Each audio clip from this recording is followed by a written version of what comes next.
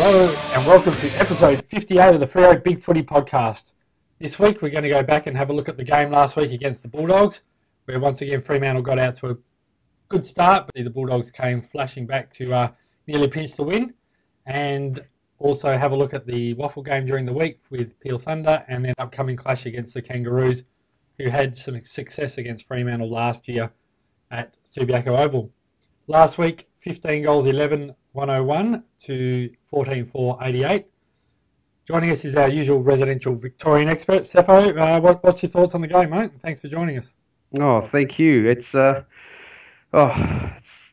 to get that win, just to come away with that push from the Bulldogs. And like Ross said, all the leaders stood up in the last couple of minutes of that game. It was just nerve-wracking to be there at the ground and obviously see such a good start. It's just our trademark first quarter, just to pile on the goals, and it looked like we were in for a massive victory. But I knew that we were always going to let them back into it somehow, and you could see how it was happening with the quick bombing over the back, and I think it was probably more to do with our sort of inexperienced Alex Pearce down there, and it was very brave to go in under the pack a lot, but it was great to see that, when even though they did push us, we still responded right the way through. And I tell you what, if it wasn't for that man Fyfe out there, we're going to be probably won't be in this situation when we're 7-0. Yeah, no, he obviously did no harm to his Brownlow potential and getting the 3 votes, but obviously there was a bit of a scare in there with a tripping charge, which obviously under the new rules ended up with $1,000 fine, and good to see him get out there, back out this week, and obviously we'll get to his 100th game shortly, but as you said, it was probably more our more experienced players, and obviously Michael Johnson was another who just continued his good form, and unfortunately some of the smaller defenders struggled a little bit with obviously Tory Dixon getting off the chain Seppo with 7 goals, but most of those coming in the last quarter where he kicked 4. Yeah, I suppose Johnson was huge down back then. If we didn't have him, we would have been in more trouble. That the fact that we've done this with McFarlane, Dawson, Silvani all out there, and the fact that our structure stands up still with Johnson general down back there with Alex Pearce, and I think Sutcliffe got caught out of position a couple of times, and I know Ibbotson was probably dragged up a bit higher up the ground, and same with Sheridan. They were the sort of defenders playing higher up the ground, and it was up to Sutcliffe, Johnson and Alex Pearce as the main back three that probably didn't gel as well as our usual setups, but Johnson was just huge with 14 marks and 29 disposals. That's Johnson back to his All-Australian form, and he was almost taking on a bit of that responsibility that McFarlane leaves in there. But it's I suppose a smart decision against the Bulldogs. It's always going to be the smalls, and I thought it was going to be the young smaller Dowhouse that was going to cause us troubles, because it always seems to be that small one. But it was obviously Tory Dixon that was got out and kicked 7 goals, and so many of them were that sneaking around the back of the pack when we committed too many to the ball and not sort of goaltending out the back, and got onto it a couple of times. And you can see that Lyon in the press conference wasn't too worried about it. They just say they bombed it, and we knew where we fell down. So hopefully with McFarlane back on the side and our defence, reviewing all that and just learning a bit more from the game, and we still got the result, that it's not a bad thing for Alex to work on.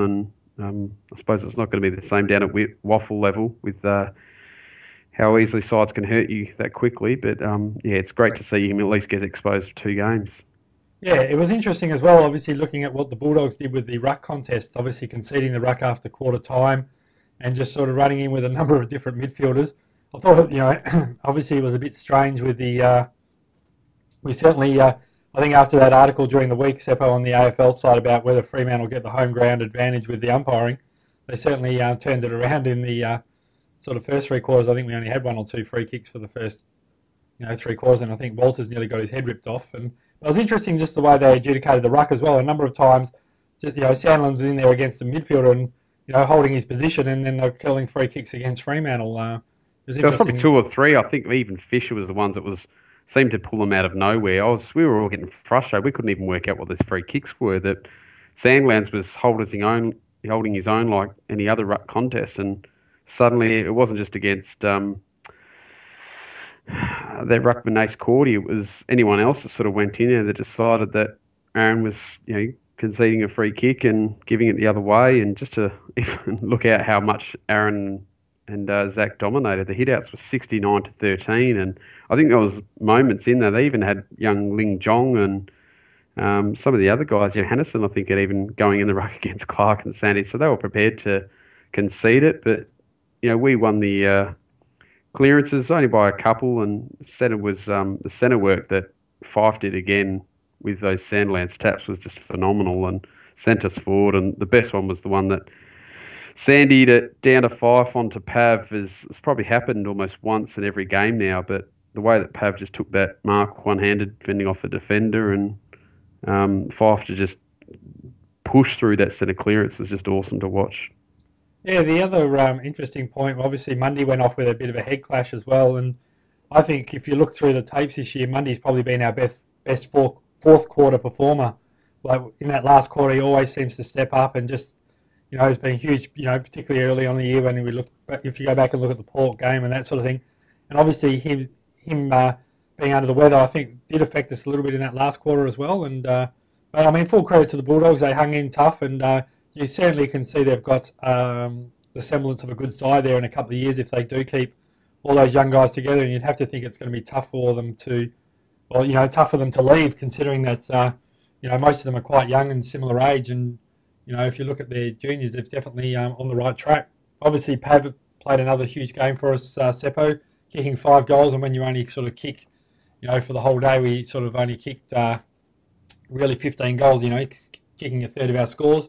But we still managed to get to that 100-point mark, which was obviously, key for us in terms of improving our scoring this year.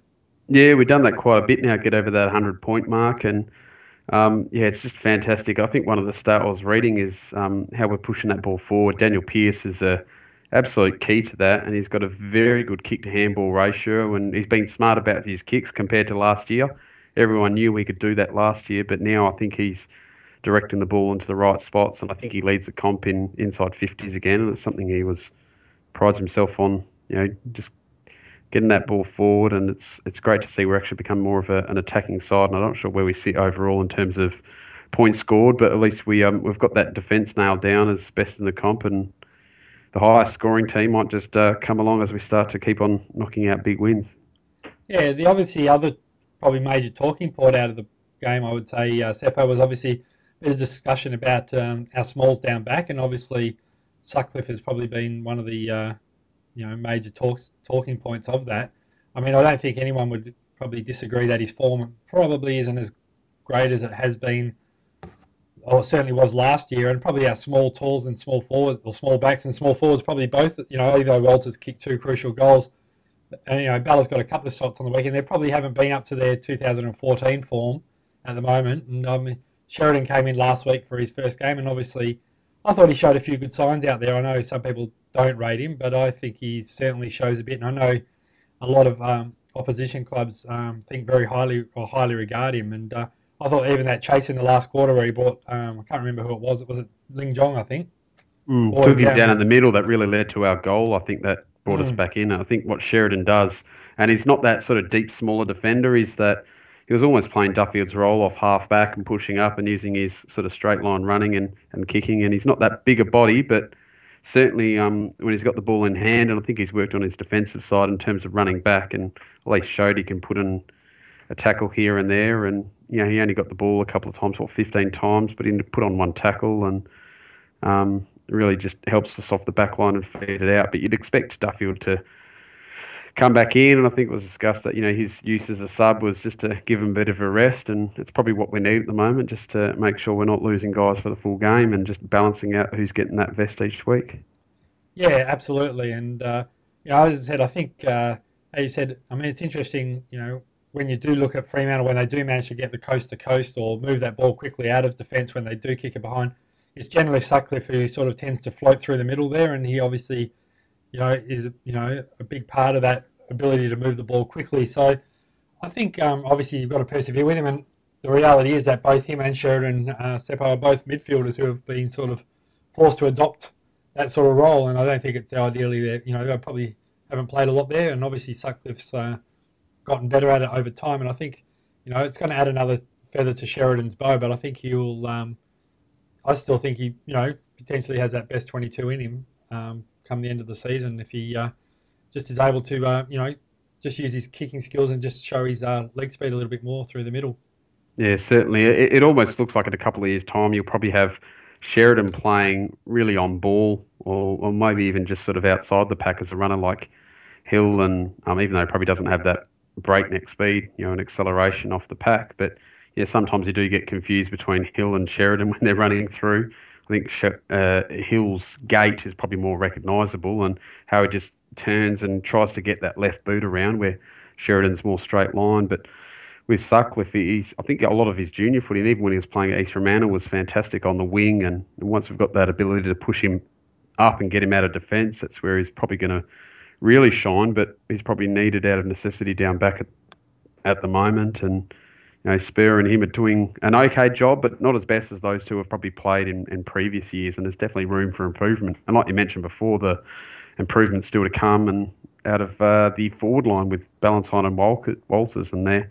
It always seems to be those away games that I know Walters seems to play well away and Ballantyne seems to play well at home, but it's just be nice to have them both in form, and that's really what we're looking for to really move on and take the step up.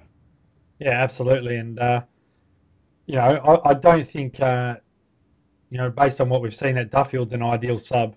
I know he got, I think 5 tackles in a couple of minutes, but I think he's sort of one of those players that runs into the game, and just his disposal. I mean, coming off half back is elite, and I just think we missed that, having that out there and that bit of bit of extra controls. He would have been an ideal sort of matchup at times as well on Dixon. So as you said, it was good. We got the 7, to the 7-0 Seppo without, and then more importantly without any injuries. So I mean, you can't sort of complain about that at all. And as you said, it'll be just one of those things where we can move on. And the other thing as well was that obviously the Bulldogs did kick pretty straight, and through crumbing or bringing the ball in the right spot. So it's as I said, they're on the right track, and you wouldn't be surprised if not this year, definitely next year they'll be pushing for a top 8 spot.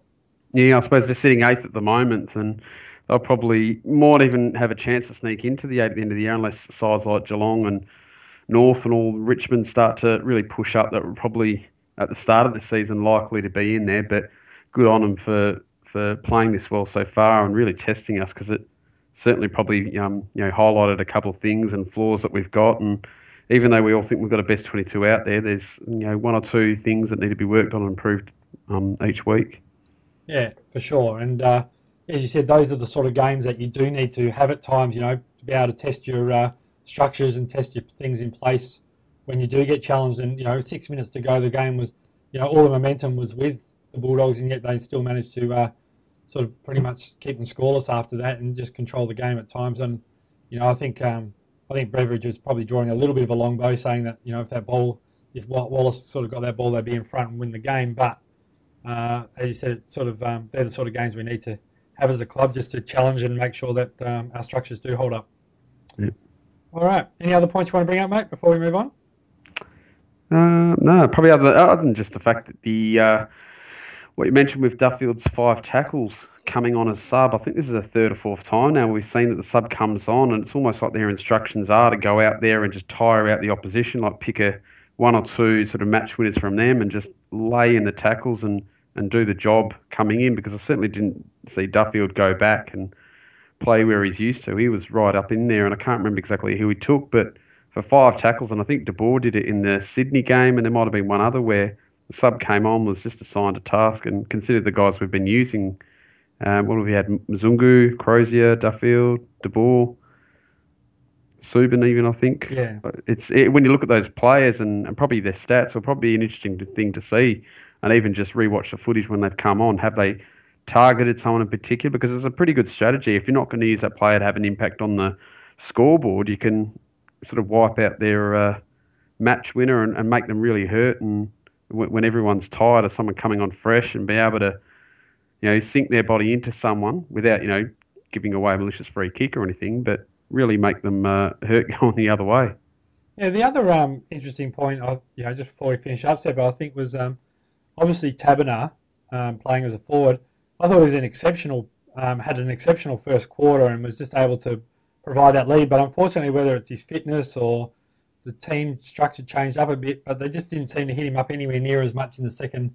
I think he took 6 marks for the day, but probably 5 of them were in the first quarter. And every time he pushed up hard and got the ball, we just looked a lot more dangerous. And obviously we need to be able to see that probably for more than just a quarter at a time or a quarter and a half. And obviously that's what Ross Lyon's trying to preach. And whether because he has been subbed off a couple of times, whether only playing 3 quarters is hurting his sort of match fitness or development, it's hard to say. But it would be good to see him, get out there and play a full 4 quarters, because when he does lead well and gets in the right spots, we definitely look a lot more dangerous.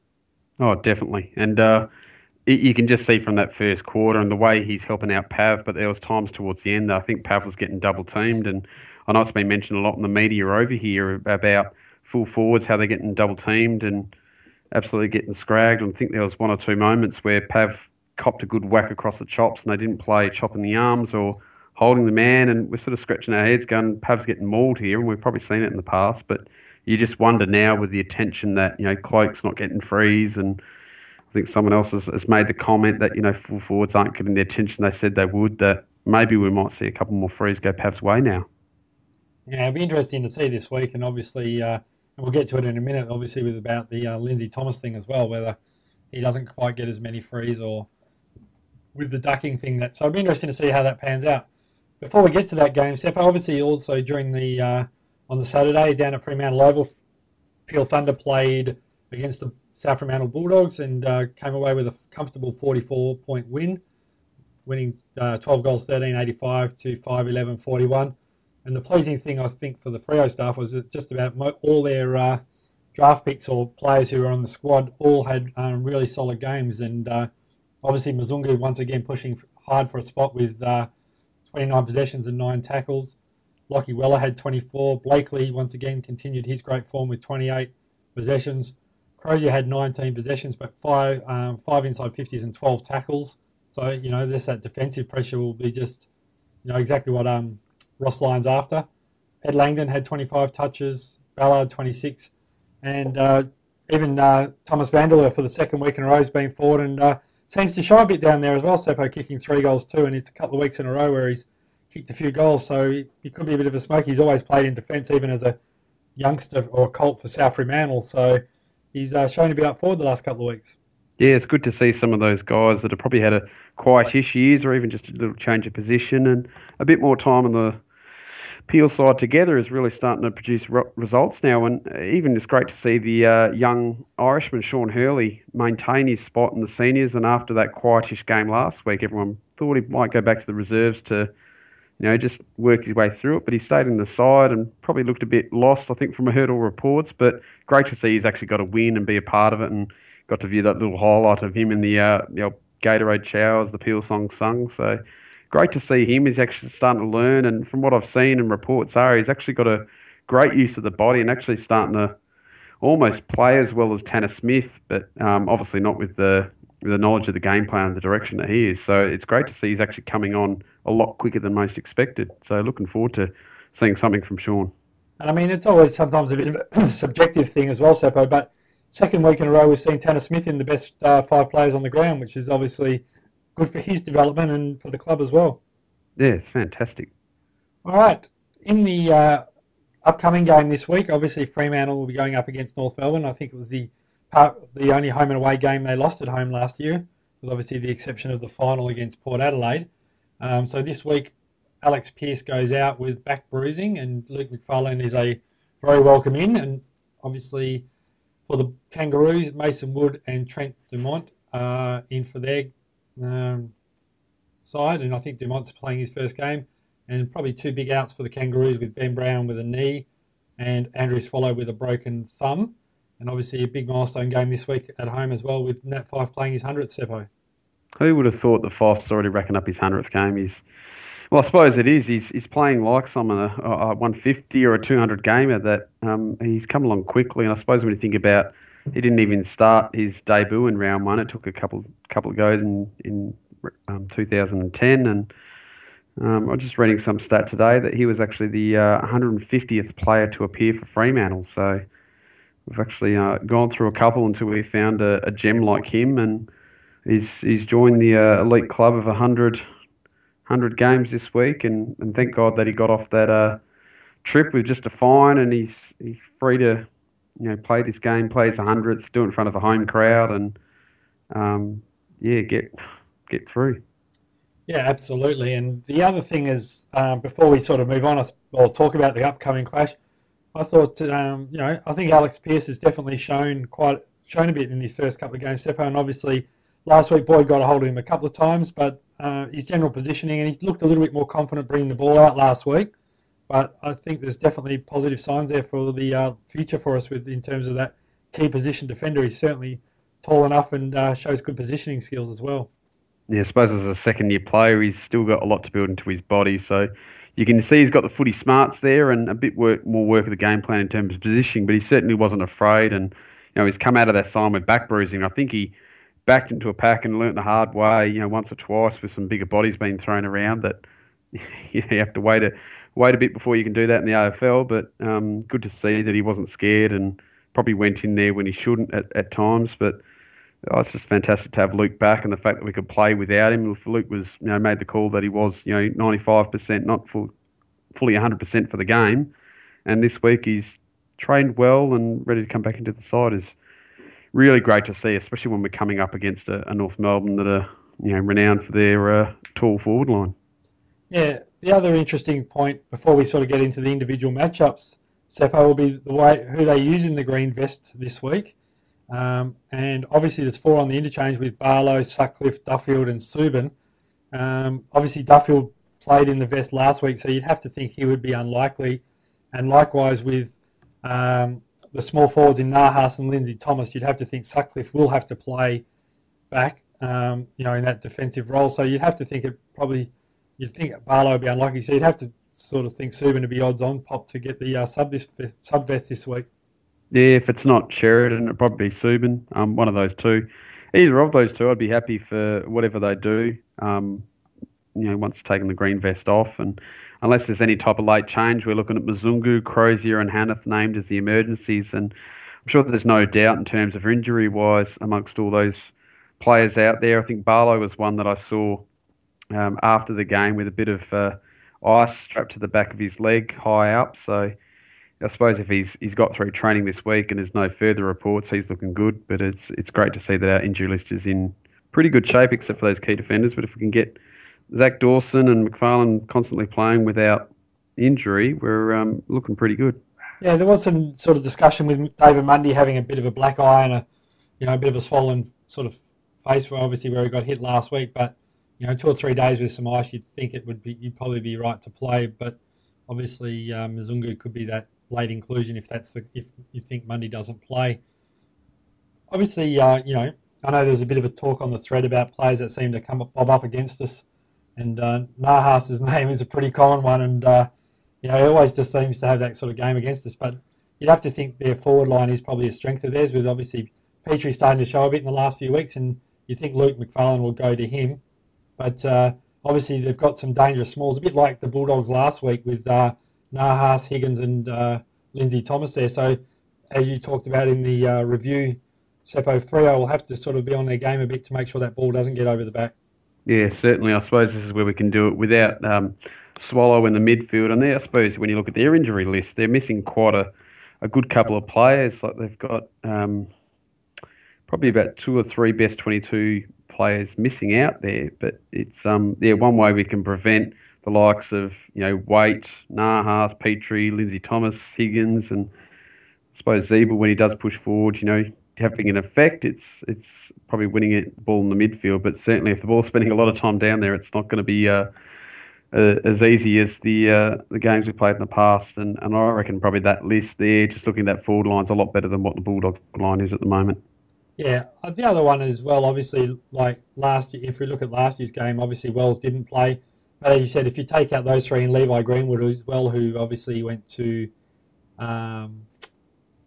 Collingwood. They obviously do have some, quite a number of them, midfield strength out. And as you said, those guys who come in, but as you said, you get 1 or 2 sort of first-year players, and sometimes those games are decided by your bottom 4 or 5 players, not your top 4 or 5. And as you said, it's going to be a tough game, I think, for a lot of those for those midfielders, particularly in terms of their rotations and who they can move through the midfield. Obviously, they'll use Zeeble as being their main extracting sort of player. And it'd be interesting to see whether they go head to head with Fyfe or whether they use him on Monday or who they do, whether Cunnington gets the job. You think Cunnington may go to Lockie Neal or someone like him or Bastonak. So it'd be interesting to see how they match up in that forward line. And obviously the big clash will be Seppo, the ruckman, with Goldstein and Sandland's probably both vying for that All-Australian spot really at this stage.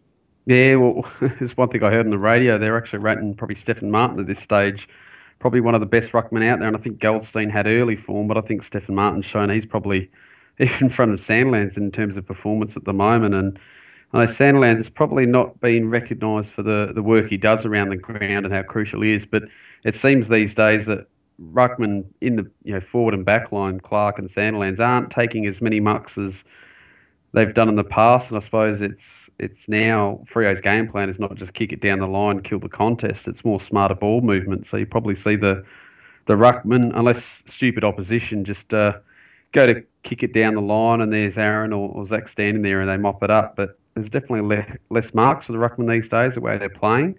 But Sandlands against Goldstein is probably one of the better battles, I think, when you think of all the ruckmen we've come against so far in the first 7 rounds. I know probably Bell Chambers and Cordy in the last few weeks probably haven't been much chop, but this one, Goldstein's a really good test for Aaron, and I suppose you'll start to see the centre clearances not just be walked out by Fremantle all the time now. Yeah, and it'll obviously be a bit of an impact as well for the North Melbourne midfield, because they're probably used to having Goldstein win the hitouts and they can dictate where the ball's going. And with Sandlands playing against Goldstein, they're now going to have to probably adjust what they do as well. So they're not going to be able to sort of pick and choose where they want the ball to go when they do their centre square stoppages structuring. So it's going to be interesting to see how they dictate that, and whether even to a degree whether the North Melbourne use a third man up, which has been a pretty common ploy against Sandlands in the first 6 or 7 weeks this year. Yep. Obviously last year as well in the game, Seppo, Fremantle didn't have either Ballantyne or Walls was playing in the as a small forward, and I think Barlow missed the game as well.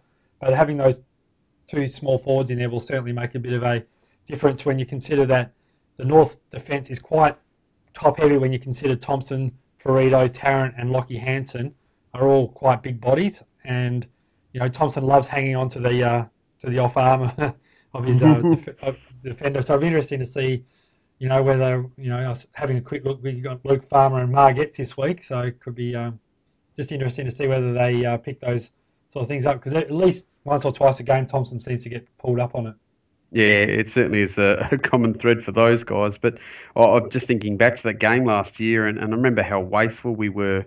I think it was one of our games that we kicked probably about 8 goals, 15 or something ridiculous that probably lost us the game and kicked themselves out of it. And I remember Boomer taking Crowley to the cleaners on that one with those lot of cheap possessions and running around. But this team's got a probably different makeup. To be interesting to see the differences between now and last year. And there's a lot of guys there that have probably improved, and even with Clancy Pearce and Ibbotson back into that back line with McFarlane and Johnson there, already that's looking a lot better place to take on the tall forwards of that. And like you just mentioned, what Walters and Ballas, providing they need to increase their form on what they've been doing. I think what Ballantyne's been doing without the ball has been fantastic, and Walters probably just needs to get his hands on it a bit more and maybe get into more dangerous positions, because it seems a lot of his work's been done up on the wing or outside that centre square. So get those 2 involved more, get them out the back. I know we like to isolate the forwards now these days, but I think may involve one of them pushing forward more, and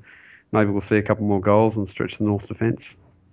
Yeah, and I mean, obviously Sean Atley and Luke McDonald sort of tend to provide that bit of drive off half back. So obviously guys like Main and sort of Ballas and Walters will be important in terms of stopping that run from that half back line, particularly if they do want to get that ball over the top. Obviously Harvey's another player who, as you talked about before, had a pretty big game last year against Fremantle, Seppo. And who do you think they'll run with him? Do you think they'll just let him go on his own, or do you think they'll sort of try and sort of corral him or play a sort of player on him? Oh, I think it'll be like a soft tag. I think we've seen too many hard jobs on people these days, but I think we're going to back in all our guys right around the ground to win the ball and keep it off the opposition. I'm not sure if... I think there was some comment even going back the other way to what North were thinking about letting Fyfe go in and, not trying to put a tag on him. And I think some reporter was asking, Brad Scott, you're just going to let him go? He goes, no, we'll still put some attention into him, but we just don't want to focus too much because we've got great players like Mundy, Hill, and Pearce. It's not just Fyfe that does all the damage. So I think it's just quite interesting. I think there's going to be a lot of head-to-head battles, but not real hard one-on-one matches like we've seen over last year. Yeah, the other thing about the North Melbourne midfield is when you look at them, they're quite small. Like they're quick, and you can't fault Zeeble and his efforts to get the ball and that sort of stuff. But they're in Cunnington, Bastanak, Harvey. They're all quite short players. So it'll be interesting to see how they contend with obviously having the Fremantle big mids in there, and whether they can sort of sustain that effort for the whole 4 quarters. Any other sort of matchups that stand out to you in the game, Seppo? Not running around the ground, I suppose, when you look through each one, but it'll be just interesting to see if there's any sort of opportunity to exploit them. And I think we've probably just highlighted the one area we can with our smalls if they come in line. And I think probably when I'm looking at their list, the ones that scare me, like we mentioned before, is Nahas. But one player I sort of admire is Zeeble with the work he does overhead and how hard he goes in, and certainly likes to go in as a wrecking ball. It'll be quite interesting to see if we finally start to see some players go down with injuries after a toughish game, because I suppose North are going to want to make a stand and think that they can win because they've won here last year, and they're going to want to beat the team that sort of breaks our perfect start to the year so far. So it'll be interesting to see if any players for them really step up and how we respond to that. Yeah, it'd be interesting as well if they do use Nick Subin in the vest, Seppo, because Subin has been playing that defensive mid role for us, and even though he hasn't been doing a hard tag like Crowley used to, he's certainly been probably more of our defensive player, and he picks up the best opposition midfielder in terms of bringing the ball out. So it'd be interesting if he does go to the subs vest, how Fremantle or who they use in that defensive role, if they do use it at all, or whether they just tend to go more head-to-head and a bit more offensive. Mm. All right, probably on that last note as well, before we... we'll get the tip from you first, Seppo, and what do you think the result will be? Well, I think this is going to be a nice, close game. I know if we get a run on, we're probably capable of finally putting a good side away, but putting a good side away probably means about 40 points. So I'll probably scale that back and go 35 points, 36 points for our margin this week. Yeah, I think it'll be a little bit closer than people think. Obviously, you said they've sort of managed to play pretty well against us, so I think it'll be probably about a 4 to 5 goal win. So I'll go 28 points this week for Fremantle, and obviously Fyfe's playing his 100th game as well, Seppo. So there might be a little bit of extra incentive there to do well. And I know that people say, milestone games they don't look at it, but at the end of the day, the crowd will be a little bit more pumped up for it, and obviously playing North Melbourne as well. With obviously the Crowley and Harvey thing from a couple of years ago. So, there's going to be no shortage of noise and comments over the fence. So I think it'll be definitely a high-octane sort of game out there. And as you said, if Fyfe can get off the chain a little bit early, I think it'll certainly pump the boys up, and, they could go out and certainly, as you said, put away a good side and, sort of stamp our credentials as what we've shown this year. It certainly looks good. I think if we can get through this game, what we're looking at is Adelaide away and Richmond again at home, which is 2 more fantastic tests before we're getting closer towards a bye. And it's going to be great if we can keep this momentum going and still manage players with people coming in and out of the side and work our way through and get another win. Yeah, obviously the last point, Seppo, before we sort of finish up for the night was the Ryan Crowley had his tribunal hearing during the week, and obviously there's been some talk, obviously, that methadone was the drug and painkiller process, and obviously we can't talk about it a little bit too much, depending, on what happens, but let's just hope, he felt that he got a fair hearing, and let's hope that it's sort of the result is sort of said sooner rather than later, rather than sort of hanging around for 2 or 3 months waiting for a verdict. It looks like, from what I've read, that's probably going to be about 2 or 3 weeks before we hear anything, but You never know. They might sort of take a lenience. I think he sort of did plead guilty and has tried to cooperate as much as possible. So I don't know how it compares in terms of the Assad case or something like that. And if it's backdated and they say a year, who knows? It could spell the end. You think if it rules him out for the rest of this season, will he decide to go around, or is there any free left of him? Like if he can come in towards the back end of the year, is an opportunity for him, but. You just wonder if he just wants to finish his career on a high and actually get a win and put this behind him, or if it's going to be a long term thing, does that spell end of him and does he call his retirement? It's going to be interesting to sort of track and follow it to see how he responds in the coming weeks once we find out the result. Yeah, it certainly will be, and we'll just wish him all the best, and hopefully he'll be able to get out and at least be considered for selection sooner rather than later. Just also, before we finish tonight, Seppo, just a reminder, we've obviously got the Kepler-Bradley podcast coming up as well. So if you haven't, when you finish listening to this, obviously go along. And Kepler's had some pretty interesting things to say. And obviously you've had a chance to have a bit of a listen to it, Seppo. And hopefully some of the people listening will get some good insight to what Kepler's all about. Yeah, it's fantastic to just hear from ex-players. Guys are sort of fresh out of the game. And we had a fantastic interview just last year or the year before with Anthony Grover, and it's great to get a viewpoint from an ex-player, the one that's been involved, especially someone like Keps, who's sort of just acknowledges his cult hero status, and just to hear a bit about from what it's looking from the inside out. And definitely have a listen to it. It's going to be attached in the same thread, and it'll be another episode just to listen to and kill another 45 minutes of your day. Listen to Freo Talk. For sure. And thanks again for joining us this week, Seppo, and hopefully we'll be able to come back next week and talk about Fremantle being 8-0. No worries.